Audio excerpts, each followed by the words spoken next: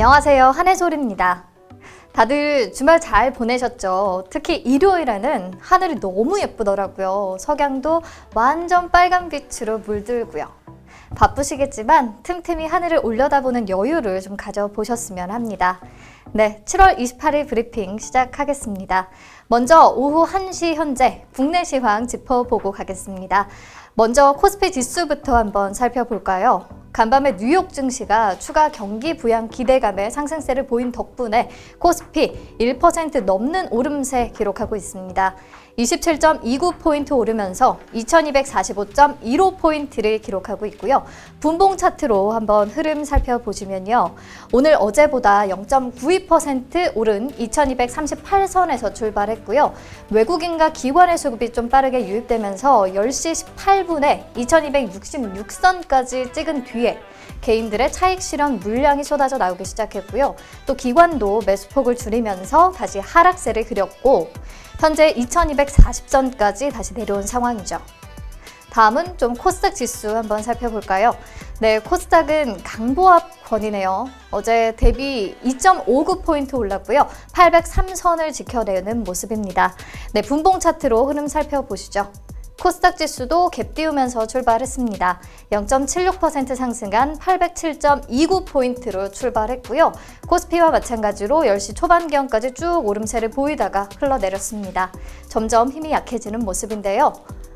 자, 그렇다면 오늘 시장 수급은 어떤지 체크해 봅시다.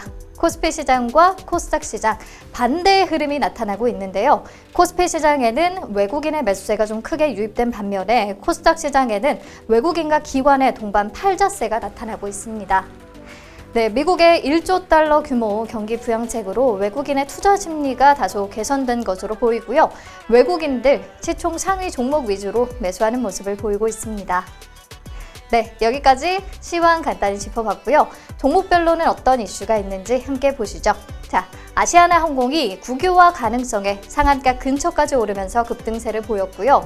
자회사인 에어부산도 동반 강세입니다. 한미사이언스는 연구개발 협력을 맺은 바이오앱이 코로나19 백신 후보물질의 마우스, 기니피그 등 동물 실험에서 높은 항체 반응을 확인했다고 밝히면서 오늘 가격 제한폭까지 올랐네요. 그리고 오늘 증강현실과 가상현실 관련주들 무섭게 오르고 있는데요. 정부가 오는 8월 3일에 열리는 제1차 규제혁신 현장과의 대화에서 AR과 VR 관련 규제 혁신 로드맵을 발표할 예정이라는 소식 덕분에 매수세가 몰렸고요. AR 관련주인 IM, 이렌텍, 드래곤플라이, 나노캠텍, 위즈윅 스튜디오, 그리고 VR 관련주인 한빛소프트, YJM 게임즈, 덱스터, M게임 등 대부분의 종목들이 모두 빨간불을 켰습니다. 네, JLK는 의료 인공지능 기업인데요. 인텔과 손잡고 코로나19 확산 방지에 나서고 있는데 올해 초부터 진행해온 공동 연구가 유의미한 성과를 내기 시작했다는 소식에 20% 넘는 장대 양봉을 드렸고요. 휴맥스는 전기차 충전기에 주력하고 있는 자회사인 휴맥스 EV가 대우건설로부터 투자 유치를 받았다는 소식에 급등했습니다. 네, 엑세스바이오는요, 어제 코로나19 항체 신속 진단 키트가 미 FDA로부터 긴급 사용 승인을 획득했다는 소식에 상한가에 직행한 이후 오늘까지도 강세를 이어갑니다. 네, LNF는 테슬라의 주가 급등에 국내 2차 전지 수혜주로 부각되며 상승세입니다. 네, 오늘의 특징주 살펴봤고요. 이제 키워드 만나보도록 하겠습니다. 인텔, 삼성전자와 손잡을까? 네, 삼성전자가 오는 30일 2분기 분야별 실적을 발표합니다. 반도체 업계의 신경이 굉장히 쏠리고 있는데 왜냐면 DS 부문에서 경쟁사 대만 TSMC에 글로벌 반도체 영업이익 2위 자리를 내줬을 것으로 예상되기 때문입니다. DS 부분에는 메모리 사업부와 파운드리 사업부, 반도체 연구소, 종합기술원 등등등이 있는데 쉽게 반도체 사업부라고 생각해도 무리는 없겠습니다.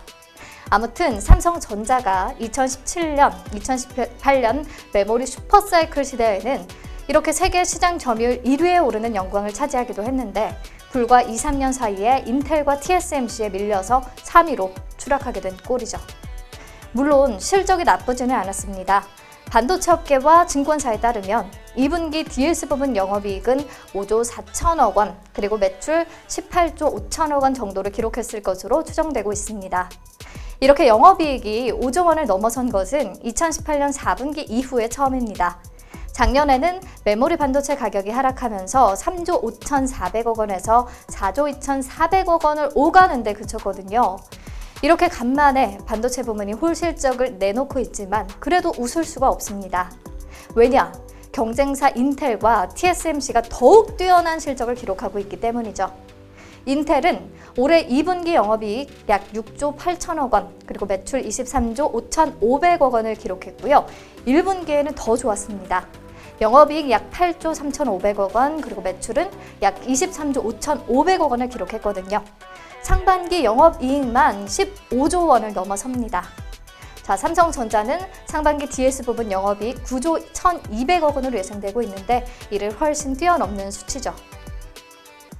사실 인텔이 반도체 업계의 원조 강자잖아요. 2017년과 18년에 삼성전자의 1위 자리를 내주기 전까지는 오랜 기간 1위 자리를 지켜왔죠. 그러니까 오랜 영광을 다시 지켜냈다고 합시다. 근데 문제는 TSMC입니다. TSMC, 너는 대체 뭐냐? 자, 2020년 2분기 기준으로 글로벌 파운드리 시장 점유율 1위를 달리고 있는 업체입니다. 파운드리는 반도체 설계 디자인을 위탁받아서 제조를 전담으로 하는 생산 전문 기업을 말하죠.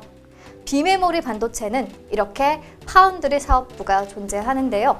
보시다시피 1위 TSMC와 2위 삼성전자의 격차가 굉장히 큽니다. 반도체 시장의 중심이 메모리에서 비메모리, 즉 시스템 반도체로 이동한 만큼 이 파운드리 시장에서 경쟁력을 확보하는 것이 큰 관건인데요. 이번 TSMC의 실적을 보면 아직은 삼성전자가 따라가기 힘들다는 것을 적나라하게 보여주는 것 같네요. 네, TSMC의 1분기 영업이익은 약 5조 1천억 원, 매출 약 12조 3천억 원을 기록했고요. 2분기에는 영업이익 약 5조 2,500억 원, 매출은 약 12조 4천억 원을 거둬들였습니다. 상반기 영업이익이 10조 3,500억 원이니까 삼성전자를 또 훨씬 넘어서죠. 자, 지난번에도 말씀드렸지만 최근 메모리 가격이 또 주춤하고 있잖아요. 하반기에도 가격이 하락할 것이라는 전망이 우세하거든요.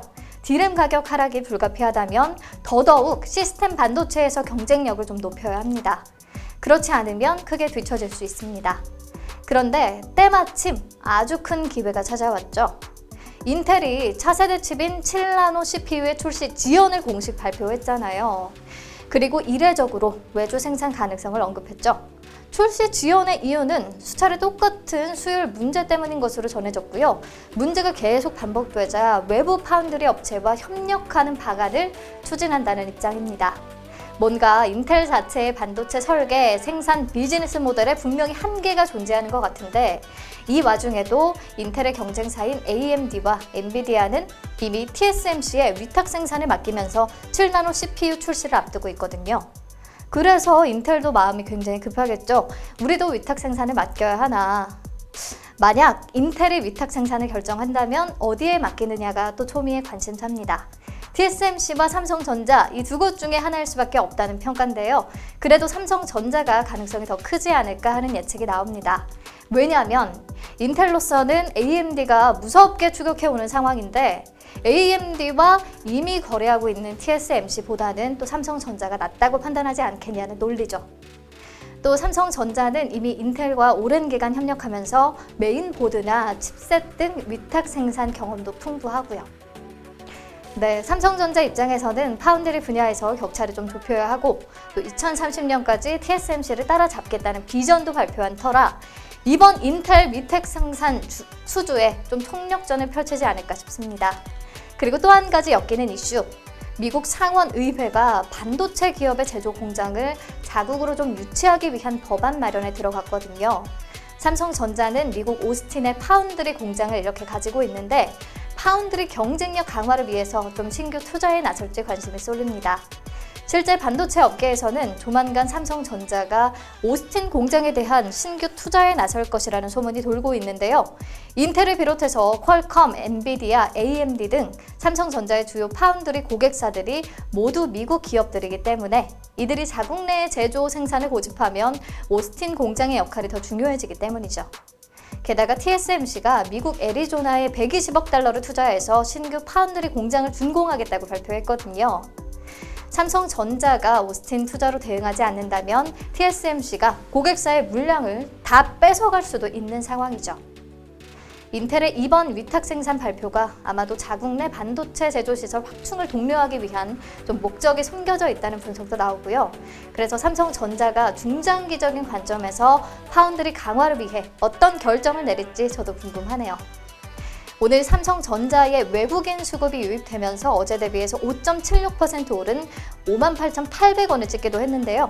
앞으로 삼성전자의 경쟁력은 좀 파운드리와 비메모리 반도체 분야에서 얼만큼 발전을 이뤄내느냐에 달려있을 것으로 보이고요. 인텔의 위탁 생산을 따낼 수 있을지, 그리고 오스틴 공장의 추가 투자가 이루어질지 관련 뉴스나 내용 잘 찾아보면서 대응하셔야 할 것 같습니다. 네, 오늘 브리핑은 여기서 마치겠습니다. 내일 다시 만나요.